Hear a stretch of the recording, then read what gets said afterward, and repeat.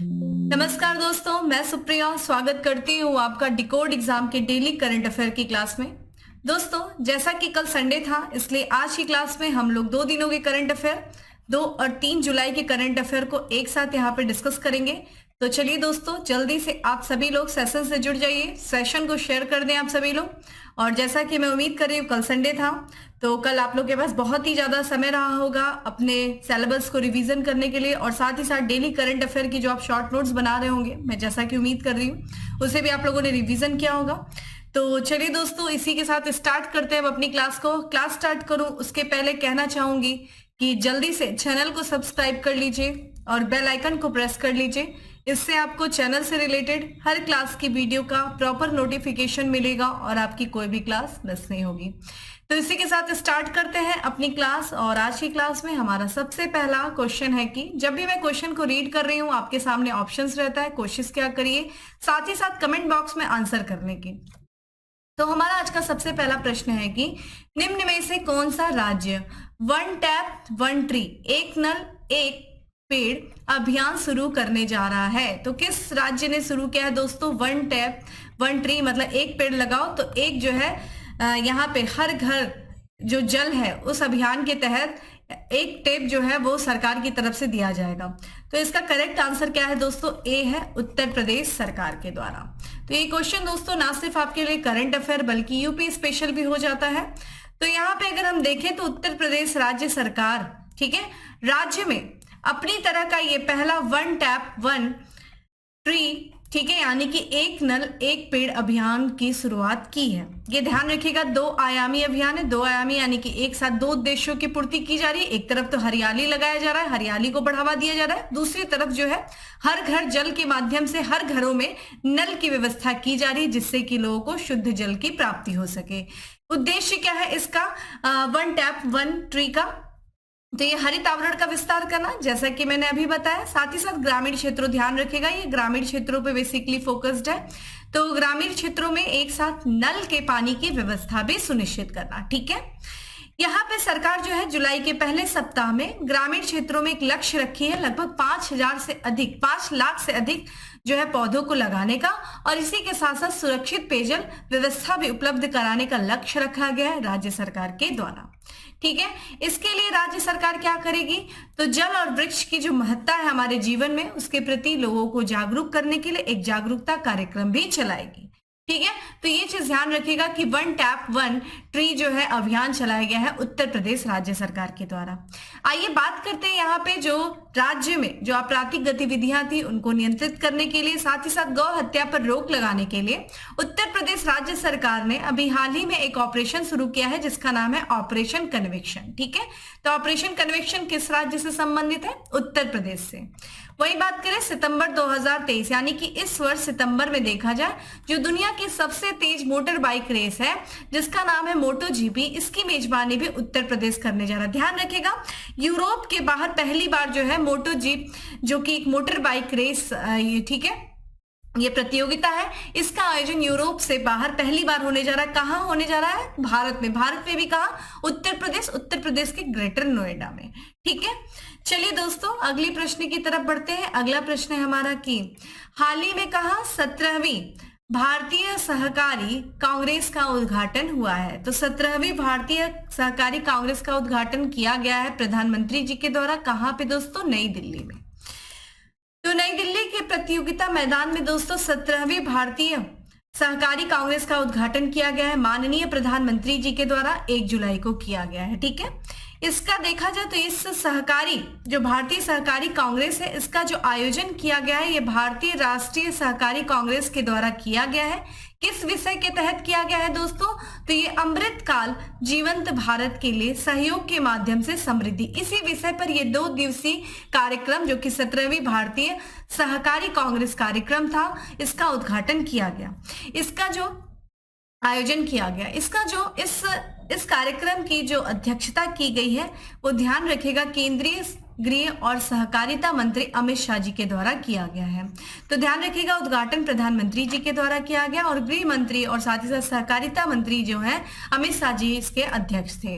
कांग्रेस का अगर हम उद्देश्य की बात करें कि किस उद्देश्य से इसका आयोजन किया जाता है, तो सबसे पहली बात जो है सहकारी आंदोलन में विभिन्न रुझानों पर चर्चा करने के लिए, सफल सहकारी समितियों द्वारा अपनाई गई सर्वोत्तम प्रथाओं का प्रदर्शन करने के लिए और सहकारी दुनिया के सामने जो आने वाली चुनौतियां हैं दोस्तों, उन चुनौतियों पर विचार विमर्श करने के लिए इस कांग्रेस का जो है आयोजन किया गया। अगर हम बात करें भारतीय राष्ट्रीय सहकारी संघ की, तो ये क्या करती है, पूरे भारत में सहकारी आंदोलन का प्रतिनिधित्व करने वाली एक शीर्ष संगठन है। इसकी स्थापना 1929 में हुई थी। किस नाम से? अखिल भारतीय सहकारी संस्थान संघ के नाम से किया गया था, लेकिन आगे चल करके 1961 में इसका नाम बदल दिया गया और इसे भारतीय राष्ट्रीय सहकारी संघ रखा गया है, जो कि इसका वर्तमान का नाम है। ठीक है, तो ध्यान रखिएगा दोस्तों, 17वीं इंपॉर्टेंट है। भारतीय सहकारी कांग्रेस का उद्घाटन नई दिल्ली में हुआ है। ठीक है, आयोजन नई दिल्ली में हुआ है, जिसका उद्घाटन प्रधानमंत्री जी के द्वारा किया गया और इसकी अध्यक्षता अमित शाह जी के द्वारा की गई। ठीक है, आइए दोस्तों अगले प्रश्न की तरफ बढ़ते हैं, जो कि यहाँ पे पुरस्कार से संबंधित है कि किस देश के लेखक माइकल रोसेन को पेन पिंटर पुरस्कार 2023 से सम्मानित किया गया। तो पेन पिंटर पुरस्कार 2023 की घोषणा की गई है, जिसको देखा जाए मिला है ये माइकल रोसेन जो कि लेखक है, उनको ये प्रदान किया गया। और ये किस देश के लेखक है दोस्तों? तो ये ब्रिटिश के हैं। ठीक है, तो ये ब्रिटिश लेखक हैं दोस्तों, साथ ही साथ कवि हैं माइकल रोसेन, और इनको प्रतिष्ठित पिंटर पुरस्कार 2023 से सम्मानित किया गया, जिनकी तस्वीर आप स्क्रीन पे देख रहे हैं। इनके देखा जाए बुक का नाम है we are going on the bear hunt, जैसी जो पसंदीदा बच्चों की किताब है, उनके ये लेखक हैं। और ये साथ साथ अपनी पुस्तकों में जो युवा पाठक हैं उनके लिए माइग्रेशन और साथ ही साथ होलोकॉस्ट जैसे विषयों पर भी ये काफी ज्यादा प्रश्न उठाते हैं। होलोकॉस्ट पर रिलेटेड दोस्तों एक बुक है मेन सर्च फॉर मीनिंग। ठीक है, वो आप लोग पढ़ सकते हैं, ये बुक आप लोग को पढ़नी चाहिए, मेन सर्च फॉर मीनिंग। ठीक है, ये आप लोग बुक पढ़ सकते हैं, बहुत ही अच्छी बुक है, होलोकॉस्ट पे है। ठीक है, अगर हम बात करें पेन पिंटर पुरस्कार की, तो पेन पिंटर पुरस्कार देखिए, ये नोबेल पुरस्कार विजेता है नाटककार जिनका नाम है हैरोल्ड पिंटर। इनकी याद में 2009 में इंग्लिश ठीक है पेन संस्था के द्वारा स्थापित किया गया था इस पुस्तक को, जो कि एक चैरिटी है। पेन पिंटर पुरस्कार ये यूके, आयरलैंड और राष्ट्रमंडल के ऐसे लेखकों को दिया जाता है जिनकी कृतियां समकालीन जीवन की सच्चाई की निडर व्याख्या करती है। ठीक है, तो समकालीन जीवन के बारे में निडर होकर के जो व्याख्या करने वाली कृतियां होती हैं, उनके लेखक को पेन पिंटर पुरस्कार दिया जाता है और इसकी स्थापना 2009 में हुई थी। ठीक है, आइए यहाँ पे कुछ अन्य पुरस्कारों के बारे में बात कर लेते हैं, जैसे कि इंग्लैंड के सर डेविड चिपरफील्ड हैं, इनको प्रिट्जर आर्किटेक्चर पुरस्कार 2023 जो है वो प्रदान किया गया। तो ये भी इंग्लैंड के ही थे। वहीं देखा जब भी हम लोगों ने बात किया था इंडियन मेडिकल एसोसिएशन पुरस्कार 2023 के लिए चुना गया है किसको दोस्तों? तो ये डॉक्टर है के वेणुगोपाल, इनको जो है इंडियन मेडिकल एसोसिएशन पुरस्कार 2023 के लिए चुना गया है। ठीक है, अगले प्रश्न की तरफ बढ़ते हैं जो कि स्पोर्ट्स से रिलेटेड है कि एशियाई ऐतिहासिक दुबई महिला कबड्डी फाइनल किस टीम ने जीता है? तो ये दुबई जो है महिला कबड्डी फाइनल हुआ है दुबई में, और इसको जो जीता है दोस्तों वो जीता है उमा कोलकाता टीम ने। ठीक है, तो ये कोलकाता टीम ने जो है ऐतिहासिक दुबई महिला कबड्डी फाइनल जीता है और ये एक बहुत महत्वपूर्ण उपलब्धि रही है। दुबई ने जो है ये दुनिया का पहला था ये अंतरराष्ट्रीय महिला कबड्डी फाइनल, इसकी मेजबानी दुबई ने किया है। फाइनल में देखा जाए तो पंजाब पैंथर्स और उमा कोलकाता इन लोगों ने फाइनल में खेला, जिसमें उमा कोलकाता ने पंजाब पैंथर को हरा करके दुबई महिला कबड्डी फाइनल का खिताब जीता है।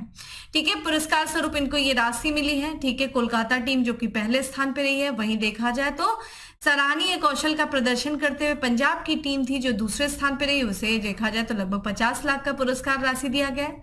अगर हम महिला कबड्डी लीग की बात करें तो इसके द्वारा जो है इस कार्यक्रम का, इस महिला कबड्डी लीग का जो है आयोजन किया गया और टूर्नामेंट को सफल बनाने में एक महत्वपूर्ण भूमिका निभाया है किसने दोस्तों? महिला कबड्डी लीग ने। ठीक है, तो ये था महत्वपूर्ण स्पोर्ट्स से रिलेटेड न्यूज।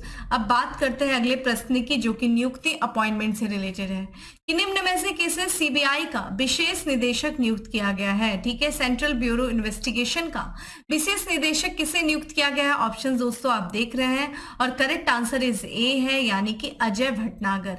अजय भटनागर को सीबीआई का विशेष निदेशक नियुक्त किया गया है और ये झारखंड कैडर के 1989 बैच के ये वरिष्ठ आईपीएस अधिकारी हैं, जिनकी तस्वीर आप देख रहे हैं, अजय भटनागर जी। इनको जो है केंद्रीय जांच ब्यूरो सीबीआई का जो है विशेष निदेशक के रूप में नियुक्त किया गया है और ये अपने पद पर 20 नवंबर 2024 तक रहेंगे। वर्तमान में देखा जाए तो उन्हें जो है अतिरिक्त एजेंसी का अतिरिक्त निदेशक के रूप में ये कार्यरत है। ठीक है, कौन? अजय भटनागर जी। वहीं सरकार ने संयुक्त निदेशक के रूप में शरद अग्रवाल का जो है कार्यकाल भी बढ़ा दिया है। ठीक है, तो संयुक्त निदेशक कौन है दोस्तों? शरद अग्रवाल। उनके भी कार्यकाल को सरकार के द्वारा बढ़ा दिया गया है। बात कर रहे हैं केंद्रीय जांच ब्यूरो सीबीआई की, जिसकी स्थापना 1963 में किया गया था, गृह मंत्रालय के प्रस्ताव के आधार पे।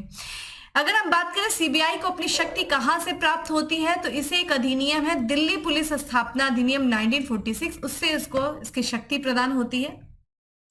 वहीं देखा जाए ये किस समिति के सुझाव के आधार पर जो है इस सीबीआई का जो है गठन किया गया था, तो ये भ्रष्टाचार की रोकथाम के लिए एक समिति बनी थी, संथानम समिति। ठीक है, 1962 से 64 के बीच में इसी संथानम समिति के सुझावों के आधार पे सीबीआई का जो है स्थापना किया गया था। ये चीज ध्यान रखिएगा। ठीक है, चलिए आप मुझे बताइए कि सीबीआई का कार्यकाल जो होता है, सीबीआई के निदेशक का कार्यकाल जो होता है वो कितने वर्ष के लिए होता है, और सीबीआई की नियुक्ति के लिए, निदेशक की नियुक्ति के लिए एक समिति गठित की जाती है। उस समिति में कौन कौन से सदस्य होते हैं, आप मुझे कमेंट बॉक्स में आंसर करें। ठीक है, मैं बता चुकी हूँ, इसीलिए मैं आपसे प्रश्न पूछ रही हूँ। अगला प्रश्न है कि भारत और किस देश के बीच रक्षा साझेदारी को उन्नत करने व समुद्री सुरक्षा को बढ़ावा देने के लिए समझौता हुआ है।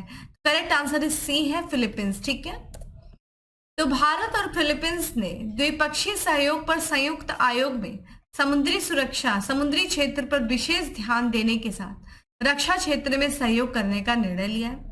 दोनों आधिकारिक स्तर की बातचीत मनीला, ठीक है, जो कि फिलीपींस की कैपिटल है, मनीला में रेजिडेंट डिफेंस अटैची कार्यालय और रियायती क्रेडिट लाइन पर विचार सहित विभिन्न पहलों के माध्यम से अपने संबंधों को विकसित करेंगे। द्विपक्षीय संबंधों से दोनों देशों के बीच विभिन्न क्षेत्रों में साझेदारी मजबूत होगी। ठीक है, तो ध्यान रखिएगा, यहाँ पे भारत और फिलीपींस के बीच में समुद्री क्षेत्र पर विशेष ध्यान देने के साथ रक्षा क्षेत्र में सहयोग करने पर निर्णय लिया गया है। ठीक है, अगले प्रश्न की तरफ बढ़ते हैं। अगला प्रश्न बहुत इंपॉर्टेंट क्वेश्चन है कि संयुक्त राष्ट्र ने बच्चों पर सशस्त्र संघर्ष के प्रभाव पर अपनी नवीनतम वार्षिक रिपोर्ट से किस देश का नाम हटा दिया है। तो ये करने बहुत इंपॉर्टेंट क्वेश्चन है दोस्तों। ठीक है, बच्चों पर जो सशस्त्र संघर्ष के प्रभाव पड़ते हैं उस पर एक रिपोर्ट जारी किया जाता है कि किस देश में जो है सशस्त्र संघर्षों पर बहुत ज्यादा बच्चों पर प्रभाव पड़ते हैं। उस देश में भारत भी शामिल था, जिसे अभी हाल ही में एक नवीनतम रिपोर्ट में भारत के नाम को संयुक्त राष्ट्र ने हटा दिया है। तो बहुत बड़ी अचीवमेंट है अपने आप में। ठीक है, तो संयुक्त राष्ट्र ने बच्चों पर सशस्त्र संघर्ष के प्रभाव पर अपनी वार्षिक रिपोर्ट से भारत का नाम हटा दिया है। भारत को नाम को 2010 से शामिल किया जा रहा था। ठीक है, बच्चों पर सशस्त्र संघर्ष के प्रभाव पर, ठीक है, भारत के नाम को 2010 से शामिल किया गया था। और संयुक्त राष्ट्र के जो प्रमुख हैं दोस्तों, एंटोनियो गुटेरेस, उन्होंने भारत सरकार द्वारा बच्चों की सुरक्षा के लिए उठाए गए कदमों के कारण इसे वार्षिक रिपोर्ट से हटाया है। ठीक है, उन्होंने कहा कि भारत को बाल संरक्षण पर सशस्त्र और सुरक्षा बलों पर प्रशिक्षण और बच्चों पर घातक और गैर घातक बल के उपयोग पर रोक जैसे शेष उपायों को लागू करना होगा। भारत को उन्होंने कुछ सुझाव भी दिए कि कौन कौन से उपाय करने चाहिए जिससे कि बच्चों को वहां पे संरक्षण मिल सके। उन्होंने न्याय किशोर बच्चों की देखभाल और संरक्षण अधिनियम और यौन अपराधों से बच्चों का संरक्षण, ठीक है, पास्को अधिनियम के भी पूर्ण कार्यान्वयन पर भी जोर देने की बात किया। ठीक है, संयुक्त राष्ट्र के प्रमुख ने यहाँ पे देखिए जो कारण था कि किस कारण से यहाँ पे देखिए जम्मू कश्मीर में सशस्त्र समूहों द्वारा युवा लड़कों की भर्ती और सुरक्षा समूहों द्वारा युवा लड़कों को हिरासत में लेने के आरोप में भारत को इस सूची में शामिल किया गया था। किन कारण से? तो जम्मू कश्मीर में जो सशस्त्र समूह है वहां पे ये भारत पे था कि ये बात बोली जाती थी कि भारत जो है इन सशस्त्र समूहों में युवा लड़कों की भर्ती करता है और जो सुरक्षा समूह है उनके द्वारा जो है युवा लड़कों को हिरासत में ले लिया जाता है। इसी आरोप से भारत को इस सूची में शामिल किया गया था। ठीक है। रिपोर्ट के अनुसार सशस्त्र संघर्ष से बच्चे जो हैं लगातार प्रभावित हो रहे हैं। तो ये सारी रिपोर्ट थी, इसमें अभी हाल ही में भारत को इससे बाहर कर दिया गया। तो ये बहुत बड़ी अचीवमेंट है भारत के लिए। ठीक है, तो आते हैं दोस्तों अगले प्रश्न पे। अगला प्रश्न है कि किस राज्य की रहने वाली दीक्षा डागर ने चेक लेडीज ओपन में दूसरा लेडीज यूरोपियन टूर जीता है? तो किस राज्य की है ये हरियाणा की है। ठीक है, तो हरियाणा की झज्जर की रहने वाली है ये 22 वर्षीय है ये, और ये बाएं हाथ से गोल्फर खेलने वाली है, ये गोल्फ खेलने वाली दीक्षा डागर। इन्होंने रॉयल बैरोन गोल्फ क्लब में चेक लेडीज ओपन में अपना दूसरा लेडीज यूरोपियन टूर का खिताब जीत लिया है। ठीक है, वह लेडीज यूरोपियन टूर इवेंट जीतने वाली दूसरी भारतीय महिला है। ठीक है, पहली महिला कौन थी दोस्तों? अदिति अशोक थी। हीरो महिला इंडियन ओपन में इन्होंने एलईटी जीतने वाली ये पहली महिला थी। तो पहली महिला अशोक अदिति हैं। ठीक है, और यूरोपियन टूर जीतने वाली जो दूसरी महिला है दोस्तों वो कौन है? ये ध्यान रखिएगा, दीक्षा डागर है। ठीक है, अगर हम चेक लेडीज ओपन की बात करें तो लेडीज यूरोपियन टूर पर एक पेशेवर गोल्फ टूर्नामेंट है जिसको पहली बार 2019 में खेला गया था। लेडीज यूरोपियन टूर की बात कर लें दोस्तों तो इसकी स्थापना 1978 में विशेष रूप से महिलाओं के लिए पेशेवर गोल्फ टूर के रूप में किया गया था। इसका मुख्यालय लंदन में है और एलईटी पूरे वर्ष विभिन्न देशों के विभिन्न गोल्फ कोर्सों में टूर्नामेंट की एक श्रृंखला आयोजित करता है। ठीक है, इसके जो सीईओ हैं वो है अलेक्जेंड्रा अरमास, जो है वो लेडीज यूरोपियन टूर के सीईओ हैं। अगले प्रश्न की तरफ बढ़ते हैं। अगला प्रश्न है कि कौन सा देश सबसे बड़ा हवाई अभ्यास तरंग शक्ति आयोजित करेगा? तो ये सबसे बड़ा हवाई अभ्यास है तरंग शक्ति जिसका आयोजन भारत करने वाला है। ठीक है, तो भारत जो है दोस्तों ये भारतीय वायुसेना है जो इस साल के अंत में बड़े पैमाने पर यह बहुपक्षीय अभ्यास है जिसका आयोजन करने के लिए तैयारी कर रहा है। और इस बहुपक्षीय अभ्यास में चूंकि बहुत सारे पक्ष, तो ये माना जा रहा है कि लगभग 12 देशों के साथ जो है ये सैन्य सहयोग को बढ़ावा देने के उद्देश्य से भारतीय वायुसेना जो है इस बहुपक्षीय अभ्यास का आयोजन करेगा इस साल के अंत में। इस अभ्यास का नाम क्या होगा दोस्तों? तो इस अभ्यास को ध्यान रखिएगा तो तरंग शक्ति के नाम से जाना जाएगा। और इस अभ्यास में जो है ये सबसे बड़ा एक हवाई अभ्यास होगा। भारत में अब तक आयोजित होने वाला ये सबसे बड़ा हवाई अभ्यास होगा जो कि अंतर्राष्ट्रीय सैन्य साझेदारी को मजबूत करने के लिए देश की प्रतिबद्धता को प्रदर्शित करता है। अन्य देशों के अलावा देखा जाए इसमें भारत के अलावा जो है फ्रांस है, ऑस्ट्रेलिया है, अमेरिका, यूके की वायुसेना जो है इस अभ्यास में भाग लेने की पूरी संभावना है। भाग लेने वाले जो देश होंगे वो अपनी सामूहिक क्षमताओं का प्रदर्शन करेंगे। अंतर संचालनता को बढ़ावा देने के लिए अपने सैन्य लड़ाकू विमानों के साथ साथ परिवहन विमान और अन्य संपत्तियों का योगदान देंगे। इस अभ्यास का उद्देश्य क्या है? तो भाग लेने वाले युवा देशों के बीच आपसी समझ और अनुकूलता, क्षेत्रीय स्थिरता और सुरक्षा को बढ़ावा देना। ठीक है, यही इस अभ्यास का उद्देश्य होगा। ठीक है, इससे पहले भी देखा जाए भारत जो है जो इंडियन एयरफोर्स है उसने फ्रांस के ओरियन और ग्रीस में, ठीक है, ग्रीस में देखा जाए तो इनियोचोस अभ्यास में भाग लिया था। ठीक है, ये तो ग्रीस में आयोजित हुआ था इनियोचोस अभ्यास, और फ्रांस में ओरियन अभ्यास में भारत की जो है इंडियन एयरफोर्स ने भाग लिया था। और अप्रैल में इंडियन एयरफोर्स और यूएसएएफ, ठीक है, ने कलाईकुंडा, पानागढ़ और आगरा बेस पर जो कोप इंडिया अभ्यास हुआ था 2023 में संयुक्त अभ्यास में भी भाग लिया था। ठीक है, आज के लास्ट प्रश्न की तरफ बढ़ते हैं कि विश्व बैंक ने किस देश के निम्न कार्बन उत्सर्जन क्षेत्र हेतु 1.5 बिलियन डॉलर की मंजूरी दिया है? तो निम्न कार्बन उत्सर्जन क्षेत्र के लिए 1.5 बिलियन डॉलर की मंजूरी विश्व बैंक ने दिया है दोस्तों। किस देश के लिए? तो भारत के लिए। ठीक है, तो विश्व बैंक ने भारत के निम्न कार्बन उत्सर्जन क्षेत्र के विकास में तेजी लाने हेतु 1.5 बिलियन डॉलर के वित्त पोषण को मंजूरी दी है। इस जो है वित्त पोषण का उद्देश्य देखिए क्या है? नवीकरणीय ऊर्जा को बढ़ावा देना है, हरित हाइड्रोजन विकसित करके और कम कार्बन ऊर्जा निवेश हेतु जलवायु वित्त को प्रोत्साहित करके भारत को कम कार्बन ऊर्जा को बढ़ावा देने में मदद करना है। ये इस उद्देश्य से इसको जो है भारत को वित्त पोषित किया गया है। यह कार्यक्रम राष्ट्रीय हरित ऊर्जा मिशन के सफल कार्यान्वयन के में समर्थन करेगा, जिसका लक्ष्य क्या है? देखिए, ये जो राष्ट्रीय हरित ऊर्जा मिशन, इसका लक्ष्य है 2030 तक निजी क्षेत्र के निवेश में 100 अरब डॉलर को प्रोत्साहित करना। ठीक है, तो ध्यान रखिएगा यहाँ पे ये निम्न कार्बन ऊर्जा क्षेत्र में विकास में तेजी लाने के लिए भारत ने, ठीक है, विश्व बैंक ने भारत को 1.5 बिलियन डॉलर का वित्त पोषण को मंजूरी दिया। कमेंट बॉक्स में आंसर करिए कि विश्व बैंक के प्रमुख जो अभी हाल ही में नए नियुक्त हुए हैं कौन है। ठीक है, कौन है, इस समय इनका नाम बताइए। तो दोस्तों ये था आज का हमारा 10 MCQ। अब बात करते हैं दोस्तों फैक्ट्स ऑफ द डे की। फैक्ट्स ऑफ द डे में हमारा सबसे पहला फैक्ट्स है कि छत्तीसगढ़ के नए राज्यपाल बने हैं, कौन बने हैं, विश्वभूषण हरिचंद्र। दिल्ली विद्युत नियामक आयोग का अध्यक्ष नियुक्त किया गया है किसे, उमेश कुमार को। वहीं स्कूली पाठ्यक्रम में सावरकर पर अध्याय शामिल किया जाएगा मध्य प्रदेश सरकार के द्वारा। साहित्य अकादमी पुरस्कार 2023 प्रदान किया गया किसे, प्रिया AS को। एनसीसी के नए उप महानिदेशक बने हैं VM रेड्डी। तो दोस्तों ये था आज का हमारा करंट अफेयर। उम्मीद करती हूँ आपको अच्छा लगा होगा। अच्छा लगा है तो लाइक कर दीजिएगा, ज्यादा से ज्यादा लोगों को शेयर कर दीजिएगा।